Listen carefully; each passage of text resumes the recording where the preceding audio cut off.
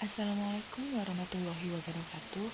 Perkenalkan, kami dari kelompok 1 mata kuliah Akuntansi Keuangan Menengah 3, Program Studi Pendidikan Akuntansi, Fakultas Ekonomi Universitas Negeri Yogyakarta, Angkatan 2018.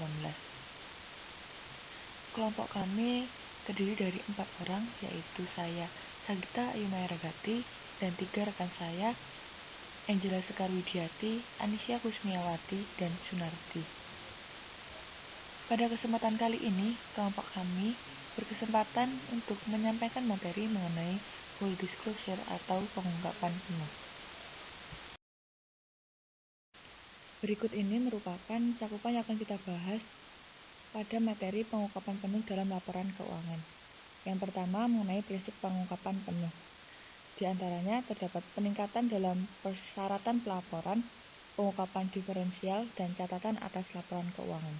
Yang kedua, terkait masalah pengungkapan. Di antaranya, transaksi khusus acara setelah periode pelaporan, perusahaan yang beragam, dan laporan sementara.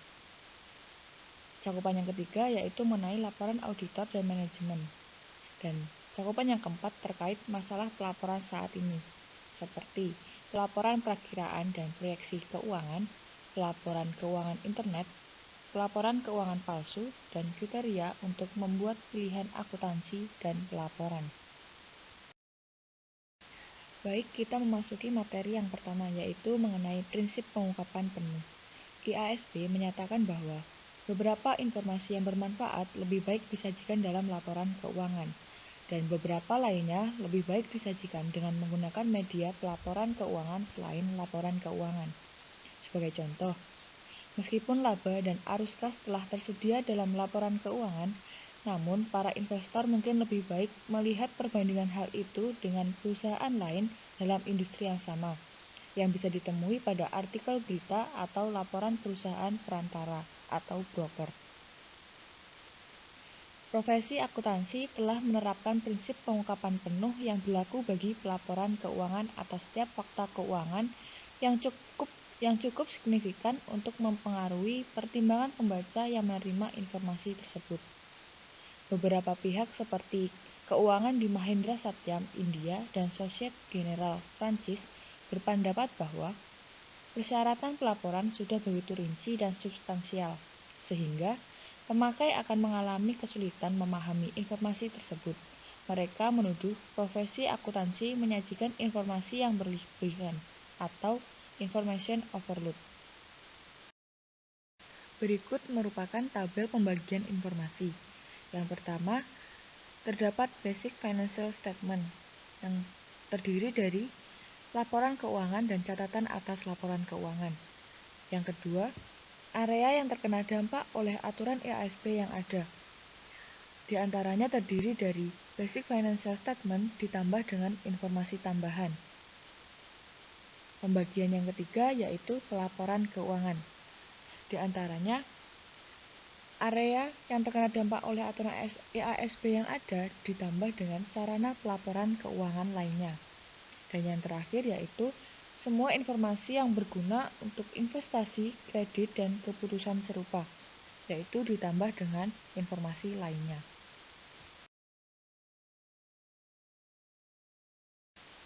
Di dalam prinsip pengungkapan penuh terdapat peningkatan dalam persyaratan pelaporan.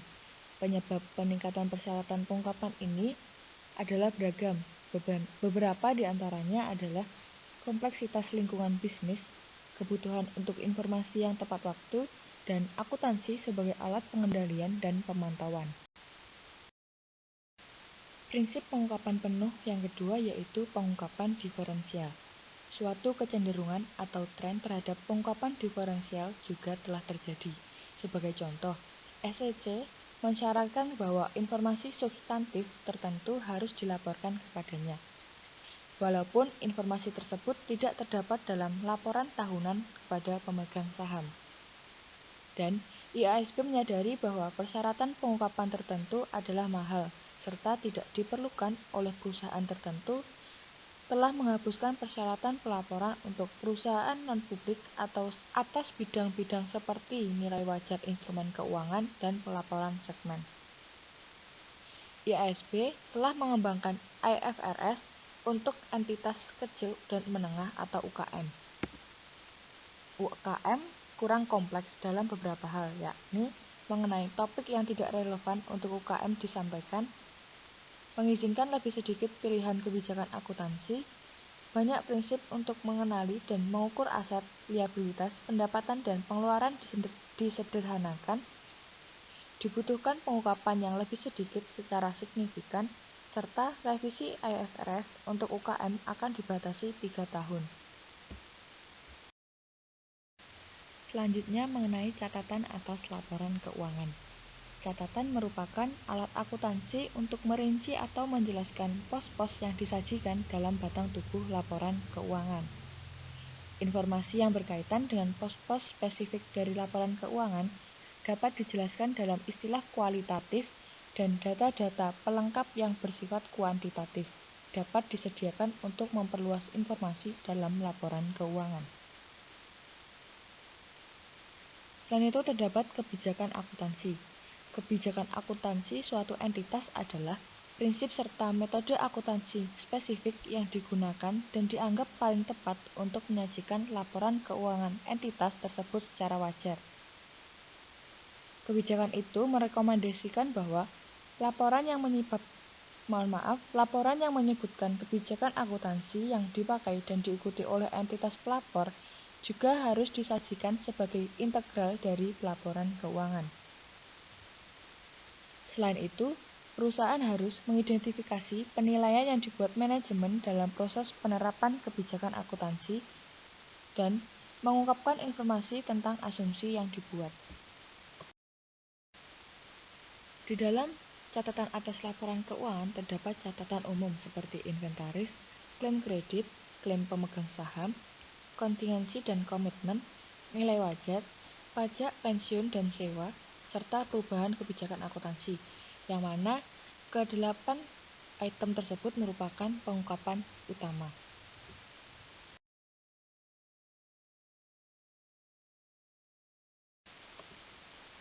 Selanjutnya, kita beralih ke cakupan yang kedua, yaitu mengenai masalah pengungkapan. Masalah pengungkapan yang pertama yaitu mengenai pengungkapan transaksi atau acara khusus. Terdapat 2, yakni transaksi pihak terkait dan kesalahan serta penipuan. Di dalam transaksi pihak terkait terdapat sifat hubungan, jumlah transaksi dan saldo terutang, penyisihan piutang ragu-ragu, dan beban yang diakui selama periode berjalan sehubungan dengan kredit macet atau diragukan dari pihak terkait. Yang kedua, kesalahan dan penipuan. Kesalahan dan penipuan adalah harapan dari aturan. Kesalahan akuntansi adalah kesalahan yang tidak disengaja, sedangkan penipuan melibatkan penyimpangan sengaja laporan keuangan. Selanjutnya, masalah pengungkapan yang kedua yaitu peristiwa setelah tanggal neraca atau peristiwa kemudian. Dapat kita lihat dalam rentang waktu berikut, yaitu pada tanggal 1 Januari 2019 sampai 31 Desember 2019 atau yang biasa kita sebut dengan satu periode akuntansi merupakan periode laporan keuangan. Dan setelah tanggal 31 Desember 2019 sampai 3 Maret 2020 merupakan tahapan di mana laporan keuangan sebelum diterbitkan atau peristiwa setelah tanggal neraca.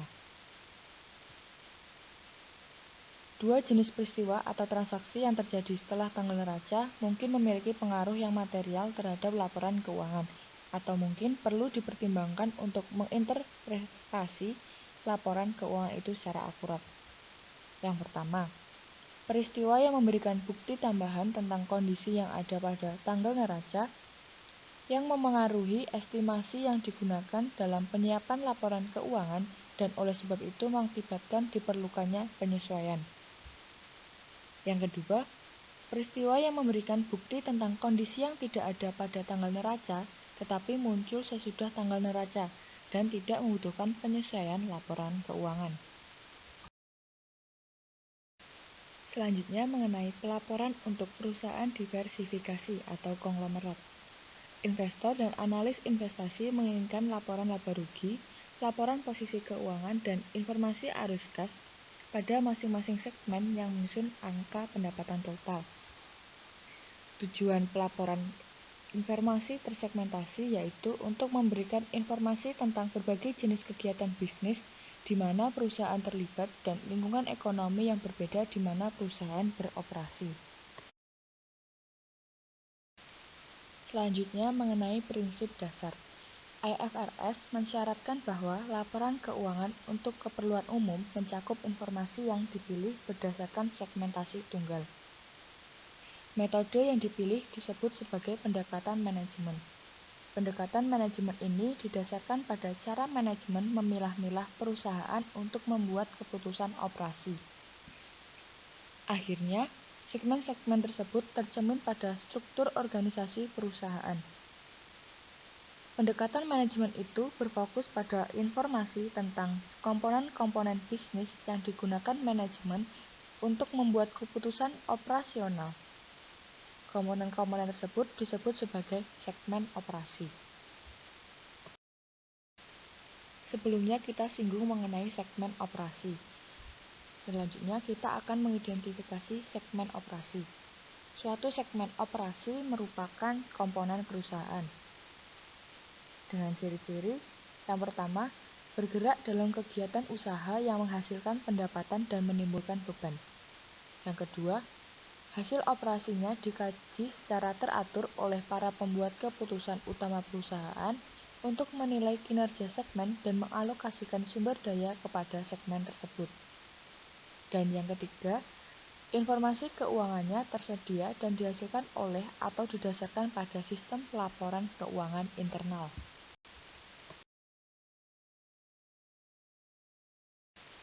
Selanjutnya mengenai informasi tersegmentasi dilaporkan.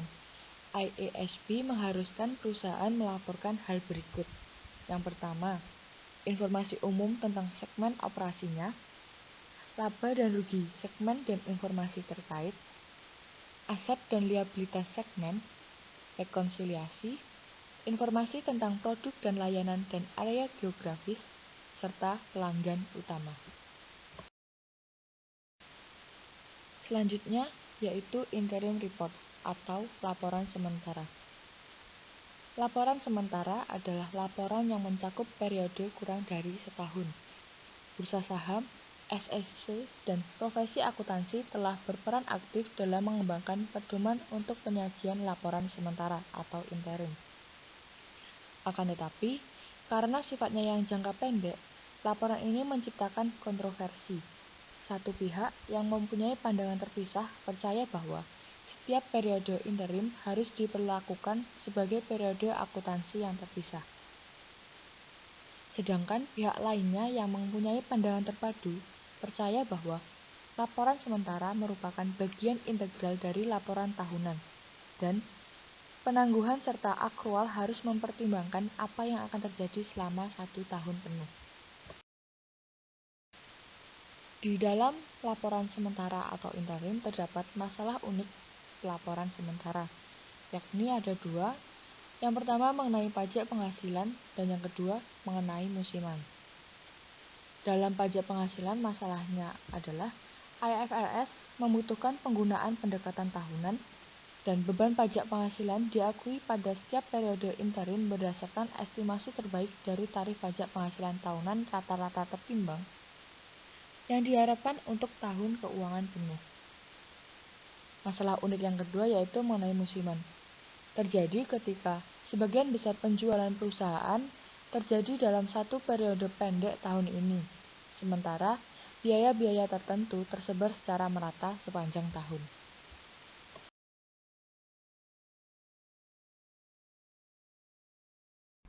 Laporan audit adalah laporan yang menyatakan bahwa pemeriksaan telah dilakukan sesuai dengan norma pemeriksaan akuntan dan disertai dengan pendapat mengenai kewajaran laporan keuangan perusahaan yang diperiksa.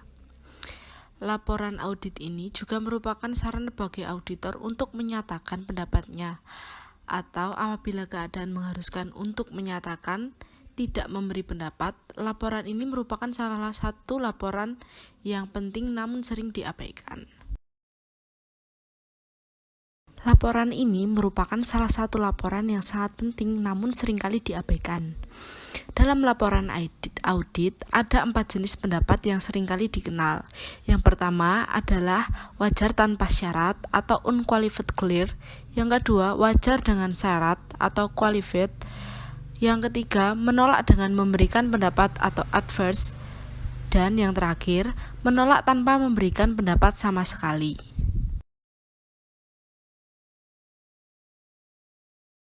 Yang pertama adalah opini wajar tanpa syarat atau tanpa pengecualian, atau yang disebut juga unqualified opinion. Opini ini diberikan oleh auditor jika auditor menemukan kesalahan yang material secara keseluruhan dalam laporan keuangan dan laporan keuangan dibuat sesuai dengan prinsip akuntansi yang berlaku atau SAK. Suatu laporan keuangan akan mendapatkan opini wajar tanpa syaratnya apabila 1. Laporan keuangan lengkap. Yang kedua, bukti audit yang dibutuhkan lengkap. Yang ketiga, standar umum telah diikuti sepenuhnya. Yang keempat, laporan keuangan disajikan sesuai dengan prinsip akuntansi yang berlaku dan konsisten. Yang kelima, tidak terdapat ketidakpastian yang cukup berarti mengenai pengembangan di masa depan atau going concern. Yang kedua yaitu opini wajar dengan syarat pengecualian. Pada kasus ini, seorang auditor harus menyatakan opini wajar dengan pengecualian ketika 1. Auditor memperoleh bukti kesalahan yang cukup dan menyimpulkan bahwa kesalahan penyajian baik secara individual maupun secara agresi adalah material tetap tidak pervasif terhadap laporan keuangan, atau auditor tidak memperoleh bukti yang cukup dan tepat untuk mendasari opini, tetapi auditor menyimpulkan bahwa pengaruh kesalahan penyajian yang tidak terdeteksi yang mungkin timbul terhadap laporan keuangan, jika ada, dapat menjadi material tetapi tidak pervasif. Ketiga yaitu opini tidak wajar atau adverse opinion. Seorang auditor harus menyatakan opini tidak wajar ketika melakukan pemeriksaan dan memperoleh bukti yang cukup dan tepat, kemudian menyimpulkan bahwa ada kesalahan penyajian, baik secara individual maupun secara agregasi, adalah material dan pervasif terhadap laporan keuangan. Pervasif sendiri diartikan sebagai kesalahan yang akan membawa dampak kemana-mana atau mendalam. Yang terakhir, opini tidak menyatakan pendapat atau disclaimer of opinion. Opini tidak menyatakan pendapat diberikan auditor ketika auditor tidak memperoleh bukti yang cukup dan tepat untuk mendasari opini, dan auditor tidak menyimpulkan bahwa pengaruh kesalahan penyajian material yang tidak terdeteksi yang mungkin timbul terhadap laporan keuangan, dan jika ada, dapat bersifat material dan pervasif. Selain menganalisis laporan keuangan, seorang auditor juga memiliki tanggung jawab. Standar Profesional Akuntansi Publik atau SPAP, SA Seksi 110 PSA nomor 02 mengatur mengenai tanggung jawab dan fungsi auditor independen berkaitan dengan audit atas laporan keuangan perusahaan.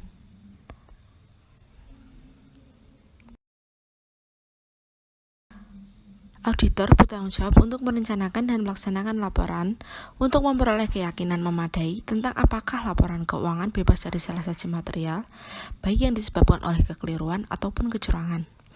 Berikut penjabaran tanggung jawab auditor dari Auditing Practice Board tahun 1980.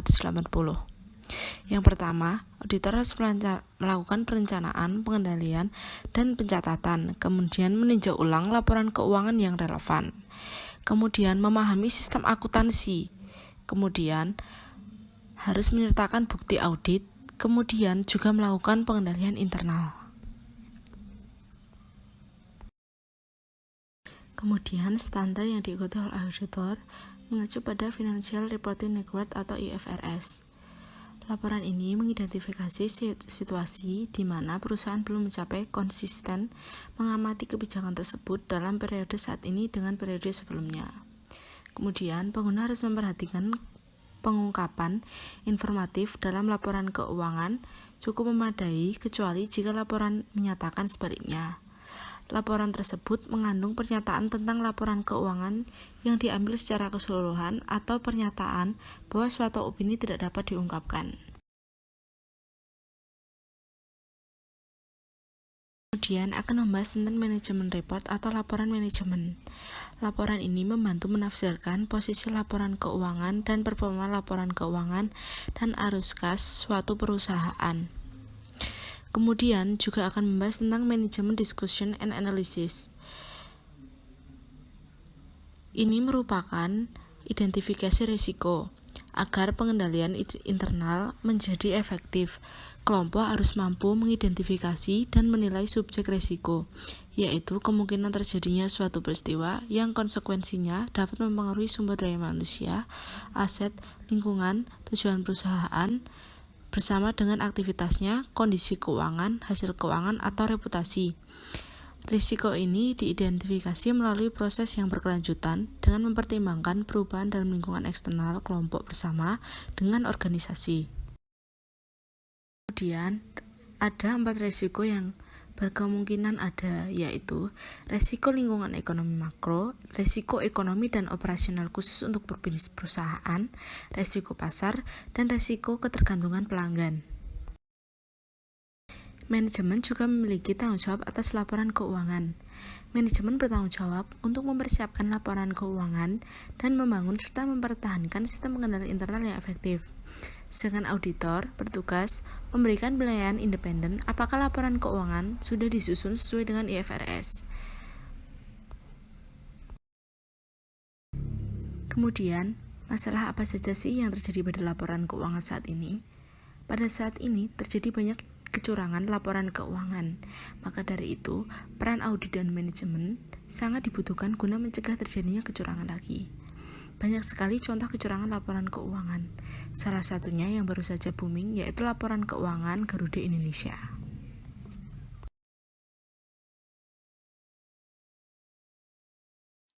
Pada bagian ini, kita akan membahas mengenai Financial Statement Analysis atau analisis laporan keuangan.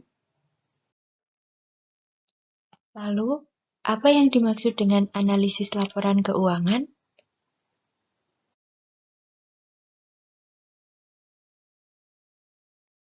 Analisis laporan keuangan adalah suatu proses penerapan metode dan teknik analitis atas laporan keuangan dan data atau informasi lainnya untuk melihat dari laporan itu berbagai ukuran dan hubungan tertentu yang sangat bermanfaat dalam proses pengambilan keputusan. Pengertian ini dinyatakan oleh Leopard A. Bernstein 1983. Hasil analisis laporan keuangan dibutuhkan oleh yang pertama, dibutuhkan oleh kreditur. Kreditur membutuhkan informasi hasil analisis digunakan untuk menganalisis apakah perusahaan mampu untuk mengembalikan utang pada saat jatuh tempo. Yang kedua, hasil analisis laporan keuangan dibutuhkan oleh shareholder atau pemegang saham. Pemegang saham membutuhkan informasi analisis untuk mengetahui kemampuan perusahaan dalam menghasilkan laba.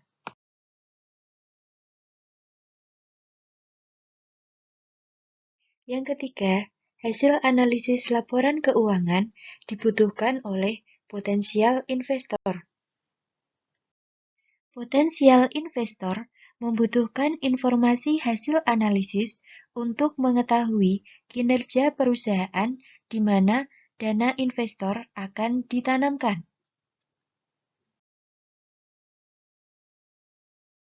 Hasil analisis laporan keuangan dibutuhkan oleh manajer perusahaan. Manajer perusahaan membutuhkan informasi hasil analisis untuk mengevaluasi kinerja perusahaan dan menjadikan dasar sebagai pengambilan keputusan untuk masa depan. Dan yang terakhir, hasil analisis laporan keuangan dibutuhkan oleh government agency atau pemerintahan. Pemerintah membutuhkan hasil analisis laporan keuangan berkaitan dengan perpajakan. Lalu, bagaimana cara kita menganalisis laporan keuangan? Langkah pertama dalam menganalisis laporan keuangan adalah kita harus tahu apa pertanyaan yang akan kita tahu jawabannya. Pada langkah yang kedua, kita harus mengetahui pertanyaan kita termasuk pada rasio apa dan membandingkan komponen yang membentuk atau membantu dalam menjawab rasio tersebut. Kemudian, langkah yang terakhir adalah membandingkan antara langkah yang satu dan juga langkah kedua yang telah disebutkan tadi.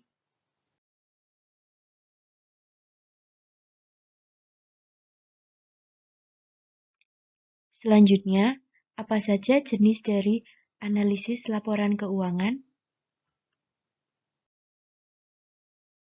Yang pertama, rasio analisis. Rasio analisis adalah perbandingan dari berbagai angka yang terkandung dalam laporan keuangan sebagai cara untuk mengetahui posisi keuangan di perusahaan dan cara untuk menilai bagaimana kinerja manajemen dalam jangka waktu tertentu.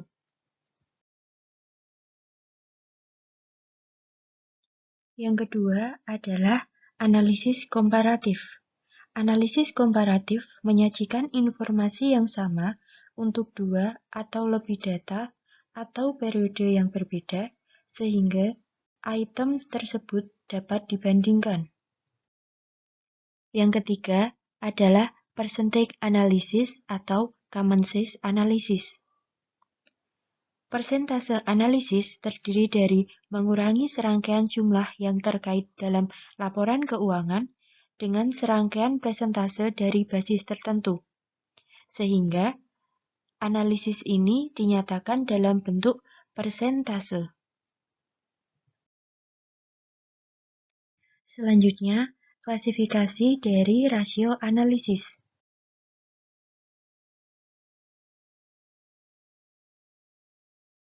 Yang pertama yaitu liquidity ratio atau rasio likuiditas. Rasio likuiditas merupakan ukuran kemampuan perusahaan dalam membayar kewajiban jangka pendeknya saat jatuh tempo. Yang kedua adalah activity ratio atau rasio aktivitas. Rasio aktivitas merupakan pengukuran seberapa efektif perusahaan dalam menggunakan aset yang dimiliki. Yang ketiga yaitu probability ratio atau rasio probabilitas. Rasio probabilitas merupakan rasio yang digunakan untuk mengukur kemampuan perusahaan dalam menghasilkan laba. Dan yang terakhir adalah coverage ratio. Coverage ratio adalah kemampuan perusahaan dalam melindungi kreditor jangka panjang dan investor.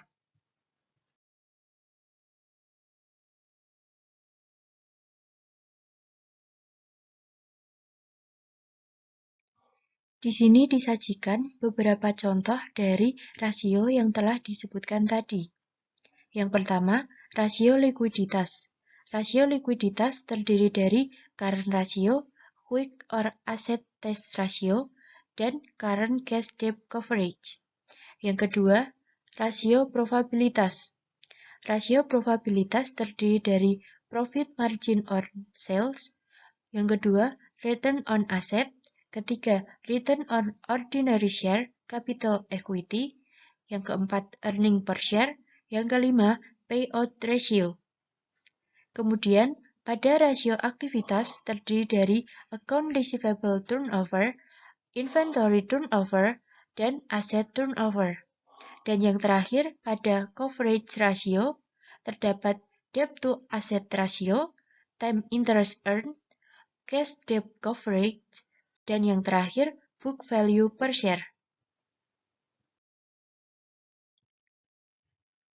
Di sini dijelaskan bahwa rasio analisis memiliki batasan-batasan atau limitation.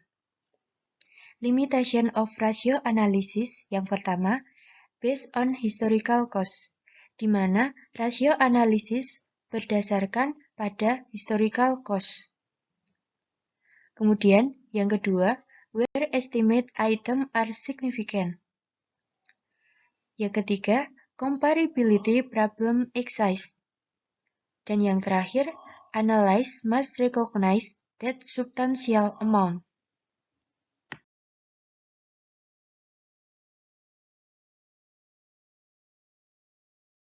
Dalam comparative analysis atau analisis komparatif, perusahaan menyajikan 5-10 tahun ringkasan atau data terkait dalam laporan tahunan perusahaan.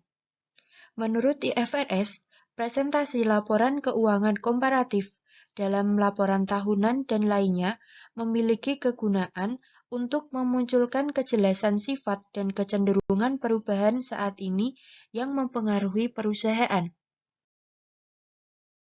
Kami sajikan contoh komparatif analisis dari laporan laba rugi Millennial Fashion yang berakhir pada 31 Oktober 2019. Dalam komparatif analisis, komponen laporan laba rugi bulan Oktober 2019 dapat dibandingkan dengan komponen dalam September 2019, sehingga nantinya dapat diperoleh rasio di antara dua bulan tersebut.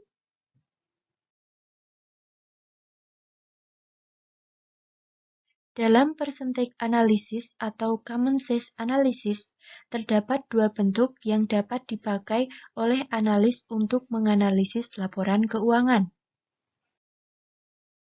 Yang pertama, horizontal analysis. Horizontal analysis menunjukkan perubahan yang proporsional item-item dalam laporan keuangan selama satu periode waktu. Analisis ini dapat membantu untuk mengevaluasi perubahan atau tren. Yang kedua, yaitu vertical analysis. Analisis vertikal menunjukkan proporsional dari setiap item pada laporan keuangan dalam periode tertentu untuk jumlah dasar tertentu.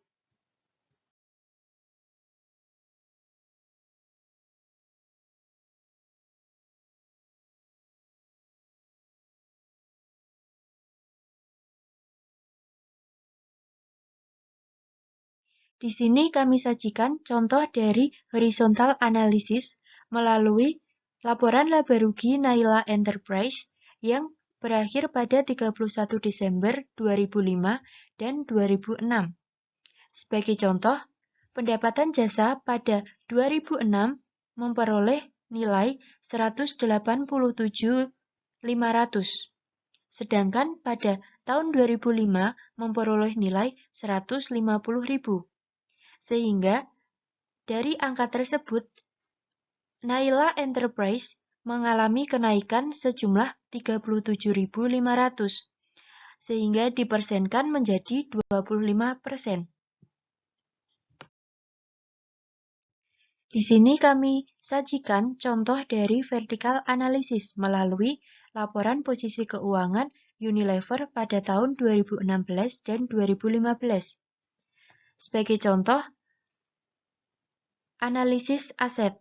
Analisis aset ini didasarkan pada analisis aset lancar terhadap aset tetap dan didasarkan pada nilai aset total.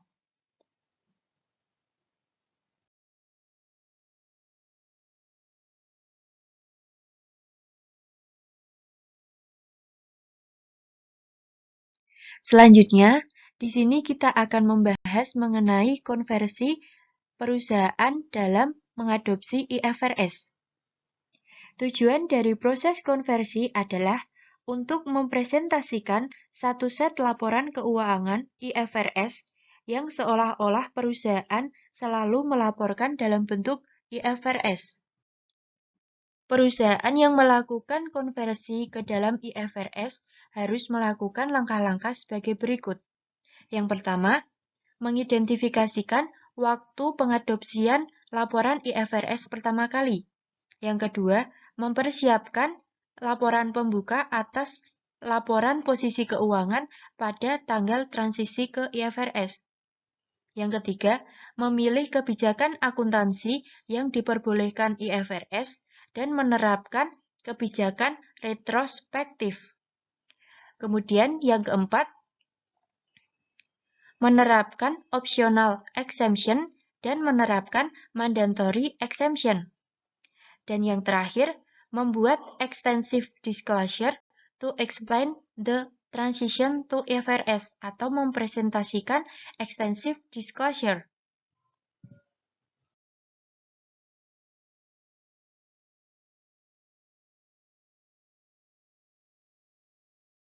Langkah yang pertama yaitu menentukan relevant dates atau data relevan. Sebuah perusahaan yang memutuskan untuk mengkonversi ke IFRS harus memutuskan pada tanggal transisi dan tanggal pelaporan. Tanggal transisi adalah awal dari periode paling awal yang disajikan informasi IFRS komparatif secara penuh. Dan tanggal pelaporan adalah pernyataan penutup tanggal posisi keuangan untuk laporan keuangan IFRS pertama.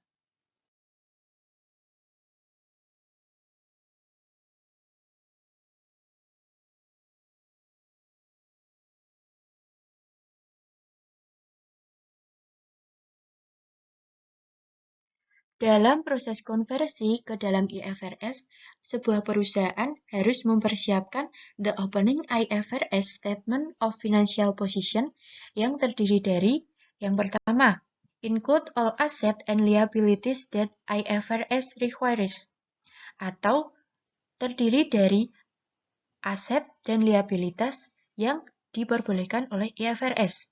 Yang kedua, exclude any asset and liabilities that IFRS does not permit, atau tidak boleh mencantumkan aset dan liabilitas di mana aset dan liabilitas tersebut tidak diperbolehkan oleh IFRS. Yang ketiga, classify all asset, liabilities, and equities in accordance with IFRS, atau mengklasifikasikan semua aset, liabilitas, dan ekuitas sesuai dengan IFRS. Dan yang terakhir yaitu measure all asset and liabilities according to IFRS, atau mengakui semua aset dan liabilitas sesuai dengan IFRS.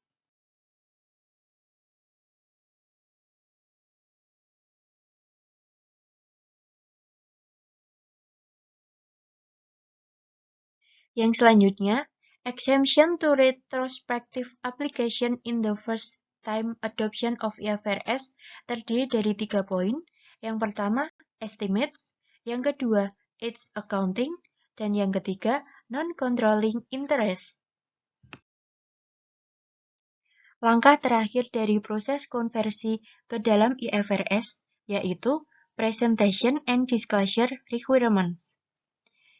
Sebuah perusahaan harus menyajikan setidaknya 1 tahun informasi komparatif di bawah IFRS, yang akan mencakup paling sedikit 3 pernyataan posisi keuangan, 2 laporan pendapatan komprehensif atau laporan laba rugi komprehensif, 2 pernyataan pendapatan terpisah jika disajikan, 2 pernyataan arus kas, dan 2 pernyataan perubahan ekuitas serta catatan terkait informasi komparatif.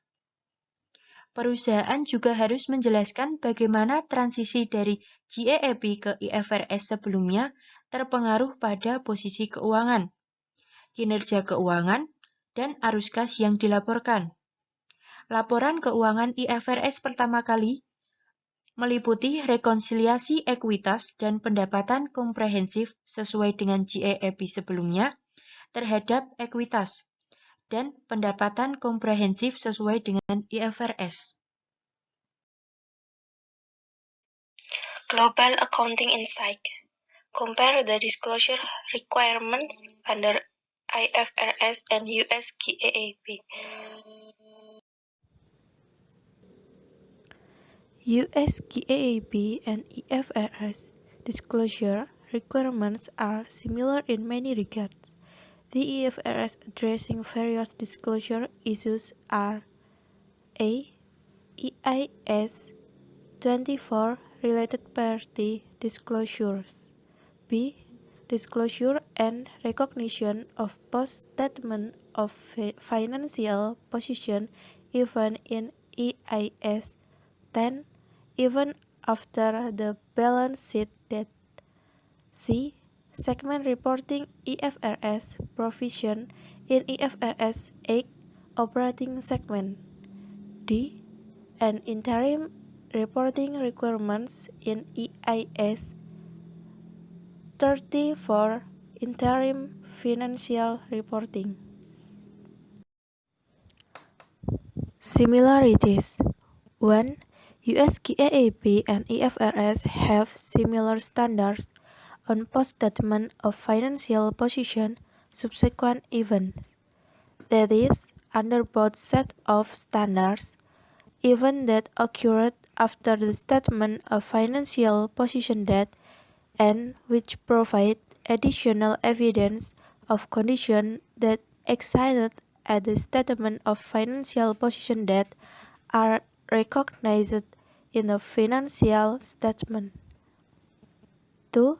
Like US GAAP, IFRS requires that for transactions with related parties, company disclose the amount involved in a transaction, the amount, terms, and nature of the outstanding balance, and any doubtful amounts related to those outstanding balance for each major category of related parties.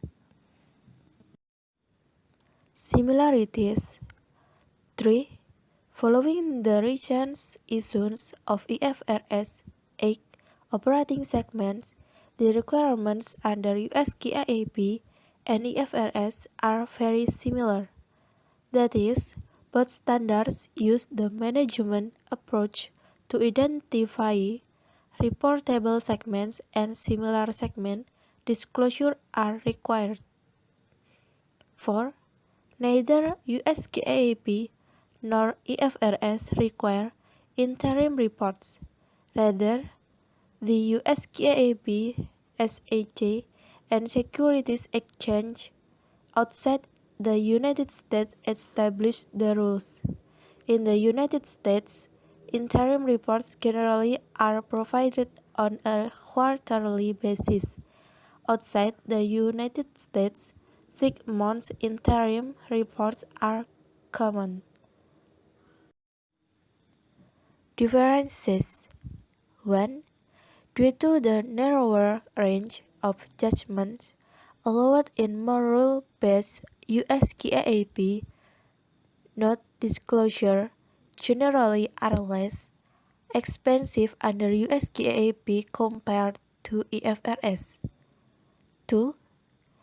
In the United States, there is a preference for one set of accepted accounting principles absent in unusual situations. The FASB issues alternative guidance within US GAAP for privately held companies with input from the Private Company Council. As indicated in the chapter, the IASB has developed a separate set of standards for small and medium-sized entities SMEs, which are designed to meet the needs of privately held companies. Differences 3. US GAAP uses the date when financial statements are issued when determining the reporting of subsequent events. Subsequent or post-statement of financial position events under IFRS are evaluated through the date that financial instruments are authorized for issue. Also, for share dividends and split in the subsequent period, US GAAP adjusts, but IFRS does not. 4. US GAAP has specific requirements to disclosure the name of related party under IFRS. There is no specific requirement to disclose the name of the related party. 5. Under US GAAP, interim reports are prepared on an integral basis. IFRS generally follows the discrete approach. On the horizon, Hans Hugerfors, chairman of the EISB, recently noted, high-quality financial information is the lifeblood of market-based economies. If the blood is of pure quality, then the body shuts down and the patient dies. It is the same with financial reporting. If investors cannot trust the numbers, then financial markets stop working. For market-based economies, that is really bad news. It is an essential public good for market-based economies. And in the past 10 years, most of the world's economies, developed and emerging, have embraced IFRS. While the United States has yet to adopt IFRS, there is no question that IFRS and US GAAP are converging quickly. We have provided expanded discussion in the Global Accounting Insight to help you understand the issues surrounding convergence as they related to intermediate accounting. On the horizon, after reading the discussions, you should realize that IFRS and US GAAP are very similar in many areas, with differences in those areas revolving around some minor technical points. In other situations, the differences are major. For example, IFRS does not permit LIFO inventory accounting. Our hope is that the FASB and EISB can quickly complete their convergence efforts, resulting in a single set of high-quality accounting standards for use by companies around the world. Okay, that is all, and thank you.